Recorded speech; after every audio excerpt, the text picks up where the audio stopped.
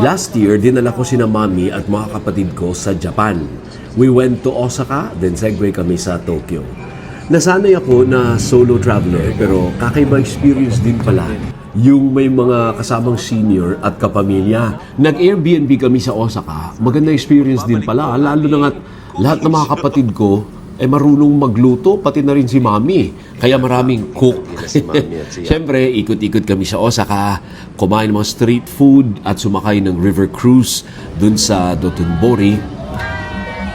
So we are now headed out of town. Yung mga usual na attraction malapit dito sa Osaka pupunta naman. Diyan sila. Mami, say hi. Hi. Then the next day, nag-out of town na kami papuntang Kyoto. Dinala namin si Mami sa bamboo forest ng Arashiyama. 81 years old na si Mami at si Ate Mia naman may problema sa balakang. Kaya swak sa kanila yung rickshaw ride. Sila nag-ride, kami hindi. Kami din na Totsi at si Ate Kari, lakad na lang. One tip, iwasan po ninyo ang peak season dito. Ang daming tao. Pero maganda pa rin naman yung bamboo forest. Pero daming tao. Gabi na nang dumating kami sa Nara. Kaya sarado na po yung palasyo at konti na lang yung mga usa. Yung attraction kasi dito, deer. Yung mga among deer nila. The next day, we were off to Tokyo via Shinkansen o bullet train. Siyempre, excited na sila Mami sumakay sa bullet train. At bago nga dumating ng Tokyo, nagpakita pa yung tuktok ng Mount Fuji. Walang makapal na ulap. Kaya kitang-kita din na Mami ang Mount Fuji. Pero the next day, binisita naman namin ang Mount Fuji actually. Naku, matutuwa guys, yung mga seniors dito, hindi masyadong nakakapagod. Konting lakad lang, picture-picture, pati yung sikat na Lawson, yung dinarayo, dahil maganda yung background niya ng Mount Fuji, nadaanan din namin. Siyempre, nagpa-picture din kami doon. At pati yung parang may garden ng background din ay Mount Fuji, dinala din namin si Mami doon. Minasan tayo? Mount Fuji. Ganda ba? Ano, napakaganda. Ano masasabi mo sa Mount Fuji? Oo, wala akong masabi.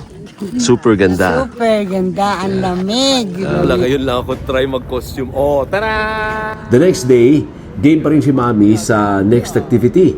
Magsusot kami ng traditional Japanese attire na kimono sa Asakusa. Pabalik-balik na ako sa Japan. Pero never kong ginawa ito. Nahiya ako. Pero dahil game naman sila Mami at mga kapatid ko. Sige na, kasali na rin ako. Ang saya pala, ang importante, masaya si Mami. Masaya yung mga kapatid ko na nagkukostume. Total, di naman kami kilala dun sa Japan, di ba? Walang pakialaman. Sarap mag-costume. Dinala pa kami ng kabarangay ni na Mami sa Sampaloc sa Odaiba ng naka-costume at naging photographer pa namin si Nikolay. Thank you Nikolay travel guide po yan sa Japan. Baka kailangan nyo yung service niya, hanapin nyo lang po siya sa FB, Biyaheng Kanto Japan. Kinagabihan, dinala din namin si Mami sa Ginza. Siyempre, hindi mawawala yung Ginza, diba? At ang last stop bago magpahinga ay ang Shibuya. Siyempre, gusto rin ma-experience ang Shibuya Scramble sa Shibuya Crossing. So, tatawid na naman! Tignan mo, nagpipicture sa gitna, oh! The next day, dinala ko sina Mami sa Karuizawa. Pinoy din ang guide namin, si J. Rick naman ng Nueva Ecija, pero doon na nakabase sa Japan. Tour guide po yan sa Japan. First time niya na ate at Mami sa snow, kaya super enjoy. Wala sa plano, pero pumayag si J. Rick na puntahan namin ang lugar ng mga snow monkeys. Medyo malayo nga lang yung biyahe.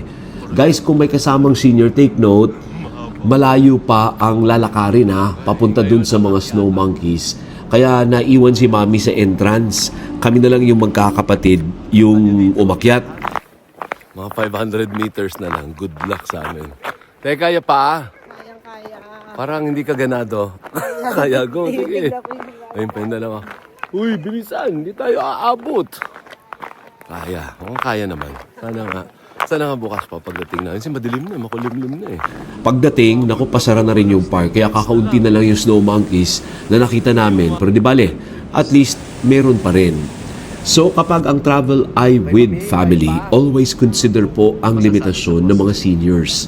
First sa lakad, kaya dapat po nakaplano at maayos ang mode of transportation.